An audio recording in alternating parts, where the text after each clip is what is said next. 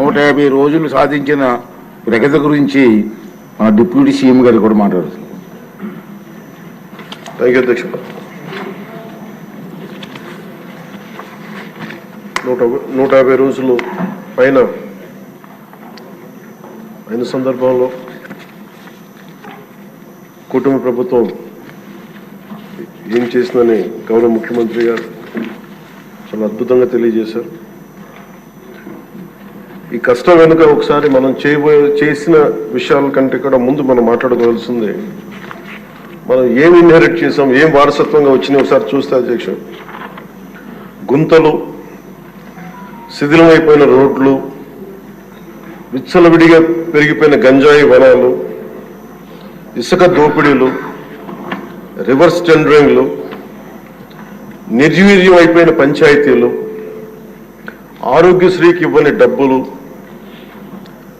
రామతీర్థం రాముల వారి విగ్రహం నరికివేతలు, 219 ఆలయాలు అపవిత్రం చేయడాలు, మద్యం దోపిడీలు, ఎర్రమట్టి దిబ్బల దోపిడీలు, కూల్చివేతలు, వీటిని వారసత్వంలో తీసుకొచ్చాం అధ్యక్ష.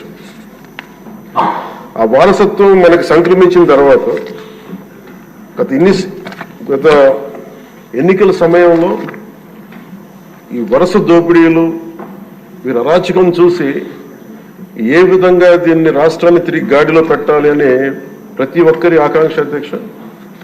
ఆ సమయంలో 3 సార్లు ముఖ్యమంత్రిగా చేసి ఈ రోజున భారతదేశంలో తెలుగువారు భారతీయులు ఎక్కడున్నా సరే దాంట్లో దాదాపు సగం వంతు తెలుగువారే ఉండటానికి ముఖ్య కారకులు. నాలెడ్జ్ ఎకానమీ అనేది ప్రాతిపాదిక చేసుకుని దాన్ని దేశమంతా విస్తరించిన ఒక విజనరీ. అలాంటి అనుభవం గల ఒక పాలసీ మేకర్ ముఖ్యమంత్రి, ఆయన్ని కూడా ఇబ్బందులు పెట్టి ఆ రోజు జైల్లో పెట్టినా, ఆయన్ని ఎన్ని రకాలుగా పెట్టినా ఒకటే అనుకున్నాం, ఇలాంటి వారసత్వంగా వచ్చిన సమస్యలను మనం ఎలా అధిగమించగలమని.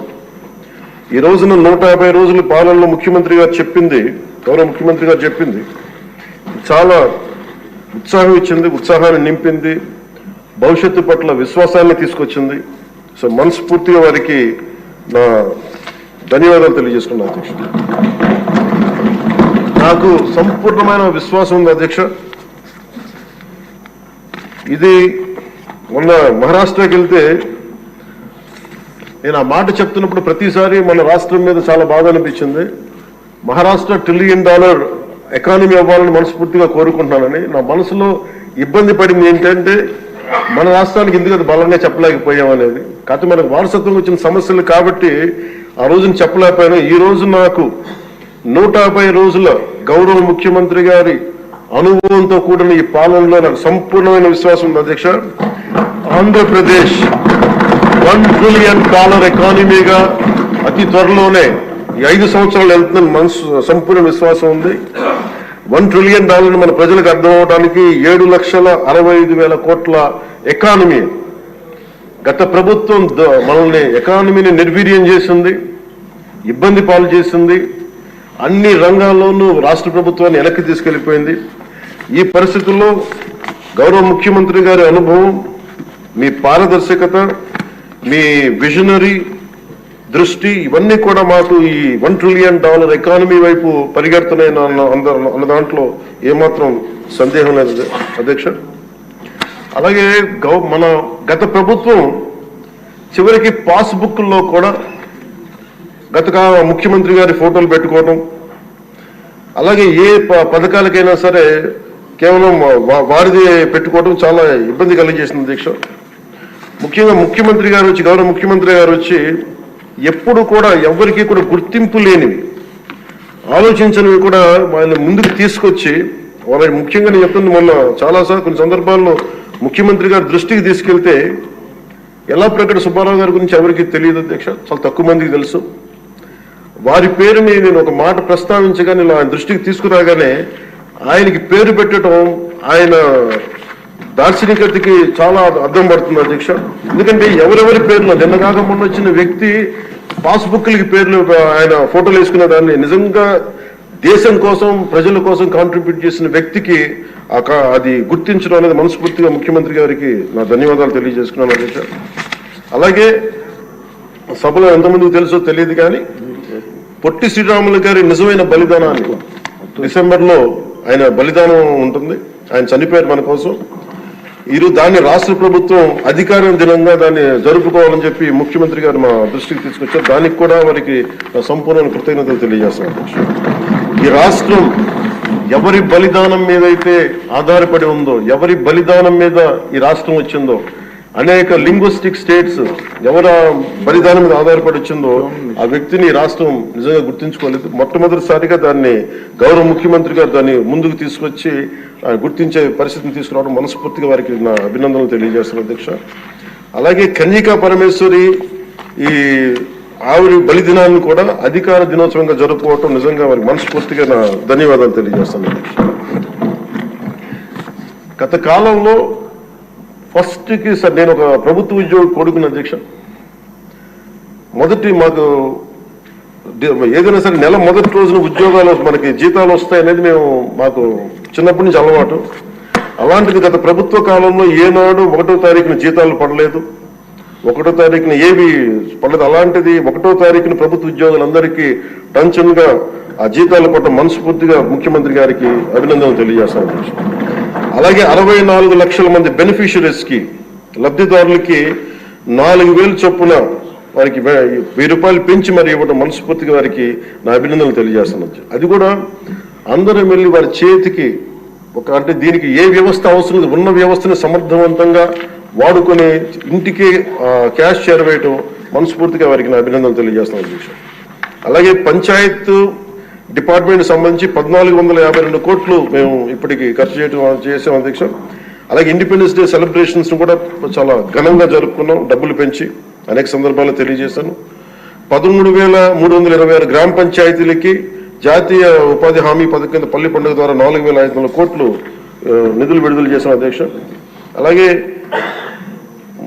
గౌరవ ముఖ్యమంత్రి గారి ఈ నాయకత్వంలో ఈ ప్యాడీ జ్యూస్ రైతులకు కావాల్సింది 1,674 కోట్లు రిలీజ్ చేసి నిజంగా మీరు రైతాంగానికి మీరు ఎంత అండగా ఉంటారని మాటలతో కాదు చేతుల్లో చూపించారు అధ్యక్ష. వారికి మనస్ఫూర్తిగా నా ధన్యవాదాలు.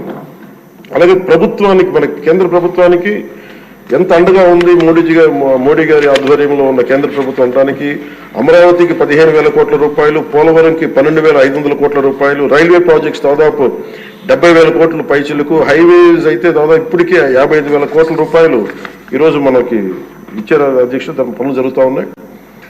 అలాగే ముఖ్యమంత్రి గారికి కూడా ముఖ్యంగా మిడ్ డే నేను అడిగింది ఏంటంటే ముఖ్యమంత్రి గారిని డొక్కా సీతమ్మ గారి పేరు ఏదన్నా పథకాన్ని క్యాంటీన్ పెట్టండి అంటే ఆయన ఏకంగా దీనిలో నారాయణ గారికి కూడా ముఖ్యమంత్రి గారు ప్రత్యేకంగా నా ధన్యవాదాలు తెలియజేస్తున్నాను అధ్యక్ష. మధ్యాహ్న భోజన పథకాన్ని విద్యార్థుల మధ్యాహ్న మిడ్ డే మీల్ స్కీమ్ కి డొక్కా సీతమ్మ గారి పేరు పెట్టడం మనస్ఫూర్తిగా వారి చేతులెత్తి నేను నా మనస్ఫూర్తి గారికి కృతజ్ఞతలు తెలియజేస్తాను అధ్యక్ష. అలాగే ఇలాంటి స్ఫూర్తి చూసి నాకు కూడా వ్యక్తిగతంగా నేను ముఖ్యంగా ఆయన లీడర్షిప్ ఎబిలిటీ, ఒక క్రైసిస్ వచ్చినప్పుడు ఒక నాయకుడు ఎలా ఉండాలి, ఒక వరదలు వచ్చినప్పుడు ఎలా ఉన్నారనేది మనకి విజయవాడ బొడుమేరు వరదలప్పుడు అసలు ఆయన చూపించిన నాయకత్వ పటిమ ఇవన్నీ చాలా ఆదర్శనీయం అధ్యక్ష. మేము వెళ్ళి కాళ్ళు మన చొక్కా మడిచి ఆయన దిగి బురదలో నడిచి దిగి ఆయనకి అవసరం లేదు, ఆయన చేయించవచ్చు. ఒక కమాండ్ సెంటర్లో కూర్చొని చేయగలిగే సత్తా ఉండి కూడా మా అందరికీ ధైర్యం నింపడానికి, మా అందరికీ భరోసా నింపడానికి, ప్రజలకు ఆ భరోసా ఇవ్వడానికి ఆయన నడిపించిన తీరు యంత్రాంగాన్ని చాలా అభినందనీయం అధ్యక్ష. అలాగే జల్ జీవన్ మిషన్ కి సంబంధించి అధ్యక్ష ఈ రోజున గత ప్రభుత్వం ఫిల్టర్ బెడ్స్ కూడా మార్చలేదు అధ్యక్ష. అంటే 4 లక్షలు అవుతుంది. అంటే ప్రతి నెల మొదటి లేయర్ లో మొదటి శాండ్ తీసి అది అసలు కనీసం అది కూడా కనీసం ఫిల్టర్ బెడ్స్ మార్చని కాడికి ఈ రోజు పొద్దున మన అసెంబ్లీలో కూడా మాట్లాడిన గౌరవ సభ్యులు కొంతమంది తీసుకొచ్చింది కనీసం మనకి కిడ్నీ వ్యాధులు ఎక్కువైపోతుంది, కనీసం ఫిల్టర్ బెడ్స్ కూడా మార్చలేదు. కనీసం ఫిల్టర్ బెడ్స్ మార్చిన కొంత ఇంపాక్ట్ తగ్గుద్దని అంటుంటే నిజంగా అనిపించింది అధ్యక్ష. జల్ జీవన్ మిషన్ మేము ఇప్పుడు దాకా గౌరవ ముఖ్యమంత్రి గారి నాయకత్వంలో ఆయన విజన్ తోటి జల్ జీవన్ మిషన్ ని ఈ రోజున అందరికీ మాటిస్తున్నాం అధ్యక్ష, రాష్ట్రానికి మాటిస్తున్నాం.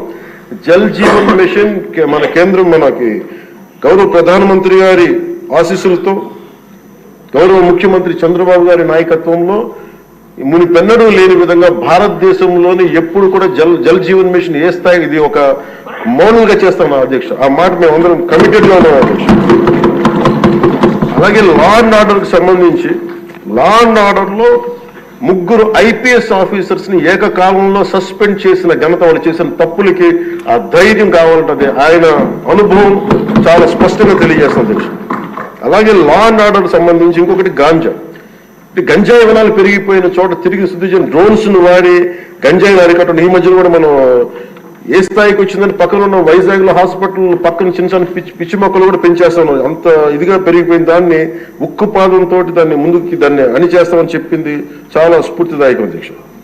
ప్రత్యేకించి సోషల్ మీడియాకి సంబంధించి అసలు ఇంట్లో ఆడబిడ్డలు బయటికి రావాలన్నా కానీ ఊళ్ళల్లో ఈ రోజున ఇక్కడున్న చాలా మంది గౌరవ సభ్యులు కానీ ముఖ్యమంత్రి కానీ వీళ్ళందరూ ఎంతో కొంత ఒక ఇన్సులేటెడ్ అధ్యక్ష.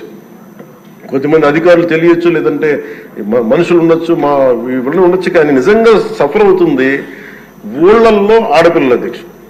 ఈ అలవాటు అయిపోయి గత ప్రభుత్వం చేసిన అలవాటు అయిపోయి ప్రతి ఒక్కళ్ళు ఒక ముఖ్యమంత్రి స్థాయి వ్యక్తిని బూతులు తిట్టడం, అన్ని తిట్టిన తర్వాత కూడా వాళ్ళకి అలవాటు అయిపోయి ఇంకెవరు తిట్టాలో తెలియక స్థానికంగా ఉన్న ఆడపిల్లల మీద కూడా వీళ్ళు అవాకులు చవాకులు పేలి పచ్చి బూతులు తిడతా ఉంటే ఎవరికి చెప్పుకోలేక వాళ్ళు ఇబ్బంది పడతా ఉంటే బయటికి రాలేకపోతున్నారు. క్రైమ్ మైండ్ సెట్ పెరిగిపోయింది, క్రిమినాలిటీ పెరిగిపోయింది. ఇలాంటి సమయంలో ఆయన ఉక్కుపాదంతో సోషల్ మీడియా యాక్టివిస్టులు అనే పేరు చెప్పుకొని గుండాలకి రౌడీలకి ఆయన తీసుకున్న చర్యలు, హోంమంత్రి అనిత గారు తీసుకున్న చర్యలు చాలా బలమైన అభినందనలు.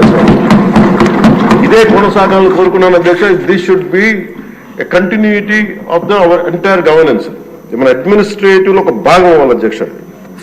మనస్ఫూర్తిగా వారికి నా ధన్యవాదాలు తెలియజేసుకుంటూ గౌరవ ముఖ్యమంత్రి గారికి నేను మాటిస్తున్నాను, గౌరవ సభ్యులందరూ కూడా ఇసుక దోపిడీలు కానీ లేదంటే మేము చేయాల్సిన పనులు ఎప్పటికప్పుడు మీరు మాకు ఆదేశాలు ఇవ్వండి సార్. మా ఆదేశాలు ఇవ్వాలని కోరుకున్నాను అధ్యక్ష. మేము బెల్ట్ షాపులు కానీ మా అందరి బాధ్యత లా అండ్ ఆర్డర్ గురించి మాట్లాడటం, మా మంత్రివర్గంలో ఏ శాఖలు అయితే తీసుకున్నామో ఆ శాఖల్ని సమర్థవంతంగా వారి విజన్ కి తగ్గట్టుగా పనిచేయడం అధ్యక్ష. ఇవన్నీ కూడా మేము ఆయన ఏ కళ అయితే కన్నారో ఆ కళ నెరవేర్చడానికి పూర్తి చేయడానికి మేమందరం సంసిద్ధంగా ఉన్నామని తెలియజేసుకుంటూ, మీరు 5 సంవత్సరాలు కాదు గౌరవ ముఖ్యమంత్రి గారు తెలియజేసిన అధ్యక్ష, మీరు ఇంకొక దశాబ్దం కూడా ఈ రాష్ట్రానికి ముఖ్యమంత్రిగా కొనసాగి మీరు ఇదే స్ఫూర్తిని కొనసాగించాలని, ఇదే మీ ప్రతిభా పాఠవాలను చూపించాలని మనస్ఫూర్తిగా మేము కోరుకుంటూ గౌరవ సభ్యులందరికీ సభాపతి గారికి మనస్ఫూర్తిగా ధన్యవాదాలు తెలుపుకుని సెలవు తీసుకుంటాం. విజయేంద్రలో పేర్కొన్న పత్రాలన్నీ సభా సమక్షంలో ఉంచినట్టుగా భావించాలండి. ఇప్పుడు ఆర్థిక మంత్రి గారు